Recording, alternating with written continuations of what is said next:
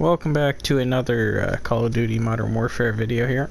It's been a little while since I've actually, made one of these, I guess you'd call them class setups or gun setup videos, and a gun that I've been using a lot here, as you see on the 140, playing a bit, not a ton, but I've definitely been playing a lot of Warzone, and I can by far say the best gun that I've been using in Warzone has been the Grau. This thing is super accurate. Like 100 meters out, you're still on point, just blasting them.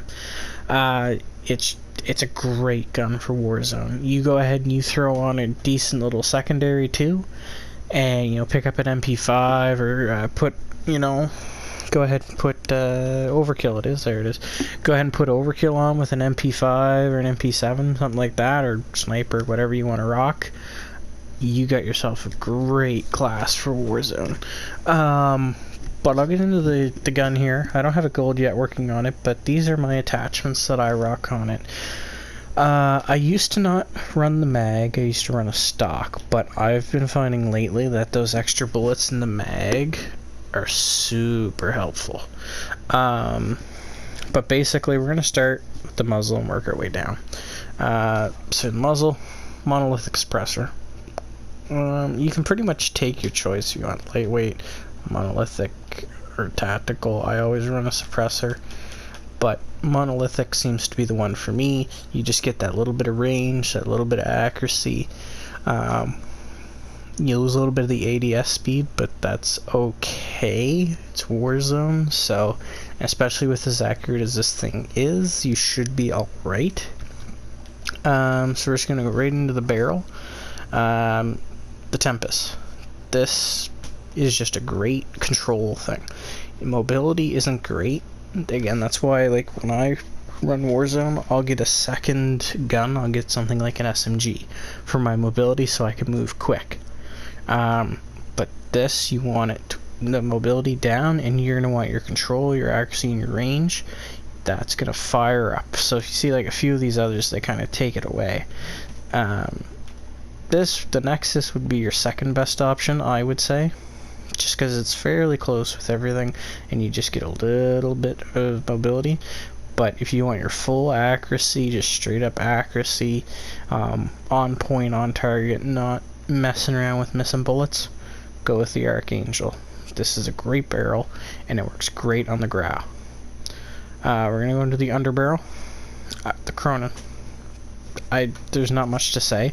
I've looked at the other foregrips. I've looked at the, you can go look at the Commando foregrip. You're losing a lot of control.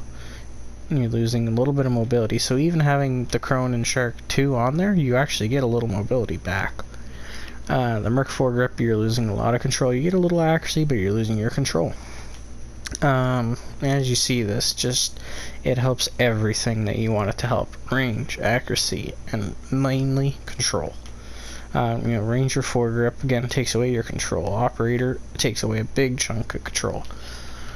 I wouldn't recommend running any grenade launchers or anything on it. Cronin Shark 2, this is by far, in my eyes, hands down the best underbarrel attachment you can get for the Grau right now. Magazines.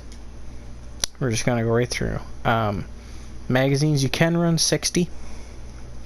I run 50. That comes down to personal preference, really. I just want that little bit extra because it jumps from 30 to 50.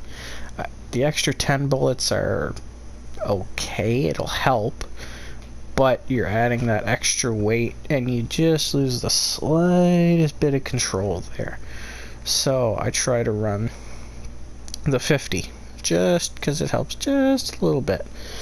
And you get that extra 20 bullets. Having an extra 20 bullets compared to your normal 30 is going to help a lot, especially when you're at that far range shooting. It's going to help a lot. Having the 60, if you want to run that, go ahead. I just run 50. That's pretty much just take your pick, but I definitely recommend having a mag on there, either the 50 or the 60. Don't run the 30. And then the final attachment is going to be the rear grip. There's only 3. And again, the thing with the Grau is accuracy. Accuracy, control, staying on target, and having that range.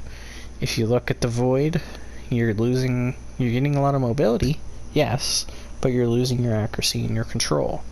You're going to get your ADS speed, you're going to get your sprint to fire speed. That's all great, but you're losing so much accuracy. And with the rubber, you get mobility back just a bit, you get the slightest hair of accuracy, but you're losing your control. And the pros to this says recoil control, but yet you lose control. Look at this, you're aiming steadiest, you're aiming walk steadiest. The only thing that you're losing is really your aim walk speed, which is okay, because if you're using the Grau and you're at a long range, you should be alright. This is what most people are using in Warzone, at least I find, is the Grau. They run the Grau with either a sniper or an SMG. And I run it with an SMG. Well, I got a pistol there, but I'll pick up an SMG in-game and, run around and have that so I can actually move around the map fairly quickly. And if I actually need to be on target with something, the Grau is right out. But let me know what you think of the Grau and my setup for it. And let me try it out, see how you like it. Let me know if you hate it. If you like it, let me know. If you think the Grau is overrated, let me know. Some people think it's overrated. I know the M4 is still kicking in there with, where is it here, M4. A lot of people still like the M4. I used to love the M13, but the Grau is just taken over with the setup that I got on it, especially in Warzone. But anyway, thanks for watching, guys, and I'll see you guys in the next video.